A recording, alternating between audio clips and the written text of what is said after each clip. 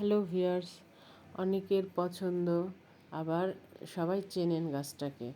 দেখেন কি সুন্দর সারি করে লাগানো হয়েছে, একেবারে গোটা জায়গা জুড়ে সুন্দর করে লাগানো, দেখতেই অদ্ভুত লাগছে।